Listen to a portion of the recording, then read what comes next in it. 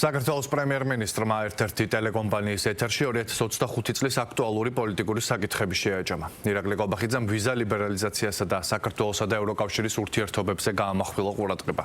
მისი განცხადებით, ეს ურთიერთობები კრიზისულ მდგომარეობაშია. ამის მიზეზი კი პრემიერის თქმით ევროინტეგრაციის საკითხის შანტაჟის ინსტრუმენტად გამოყენება.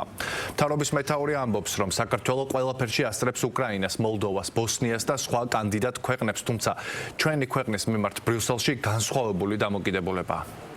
ევროინტეგრაციის საკითხი თავიდან ბოლომდე გამოიყენება მხოლოდ როგორც შანტაჟის ინსტრუმენტი და ამიტომ უწოდებ მას ევროკავშირის უკვე ახლა ევროკავშირის ორპირი ქარის პოლიტიკას და ერთადერთი შანტაჟის ინსტრუმენტი დარჩათ შარშანდელი ნოემბრის შემდეგ ეს არის ვიზა ლიბერალიზაცია. საბოლოო ჯამში ისე გამოდის, რომ როდესაც შეთავაზეს უკრაინას თავიდან კანდიდატის სტატუსზე განაცხადის შეტანა, მერე ლოგიკური იყო, რომ მოლდოვა შეიტანდა, საქართველოს შეიტანდა.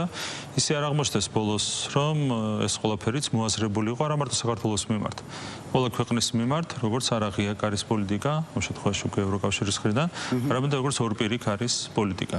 რეალურად რასაც ჩვენ ვაგვირდებით საქართველოსთან მიმართებით, ამ შემთხვევაში უკვე დავკონკრეტდები, მთელი ამ წლების განმავლობაში 2022, 23, 24, 25 რეალურად ევროკავშირმა წამოიწყო ორპირი ქარის თამაშები საქართველოსთან მიმართებით.